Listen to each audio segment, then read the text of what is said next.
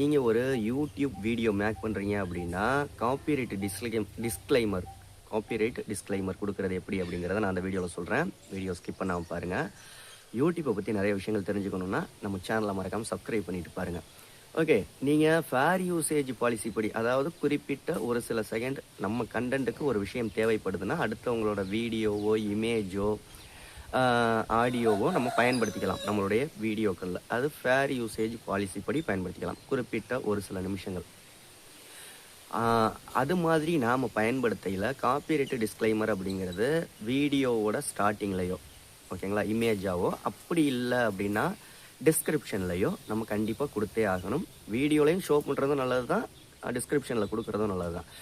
ஒருவேளை நம்ம எதுவுமே பயன்படுத்தல அப்படின்னாலும் கூட, காப்பிரைட் டிஸ்க்ளைமர நீங்க டிஸ்கிரிப்ஷன்ல குடுக்குறது ரொம்ப நல்லது சேனலுக்கு. சேனலுக்கு எந்தவித பாதிப்பும் வராது. ஓகே. என்ன குடுக்கணும், எப்படி எழுதணும் அப்படின்னு நான் டிஸ்கிரிப்ஷன்ல காப்பிரைட் டிஸ்க்ளைமரோடது இந்த வீடியோட டிஸ்கிரிப்ஷன்ல குடுத்துருக்கேன். அத நீங்க அப்படியே காப்பி பண்ணி உங்களுடைய வீடியோக்கள்ல காப்பிரைட் டிஸ்க்ளைமரா பயன்படுத்திக்கோங்க. எல்லாருமே எல்லா சேனல்லயும் இதுதான் பயன்படுத்துவாங்க. ஏன்னா நெறைய பெரிய பெரிய சேனல்லாம் பார்த்தீங்க அப்படின்னா, மற்றவங்களோட வீடியோவோ, ஆடியோவோ ஏதோ ஒரு கிளிப்பிங்ஸ் பயன்படுத்தையில இந்த மாரி டிஸ்க்ளைமர் குடுப்பாங்க. ஓகே. வீடியோ பிடிச்சிருந்தா லைக் பண்ணுங்க. டிஸ்கிரிப்ஷன்ல காப்பிரைட் டிஸ்க்ளைமர் இருக்கு. அத நீங்க அப்படியே காப்பி பண்ணி உங்க வீடியோக்கள்ல பயன்படுத்திக்கோங்க.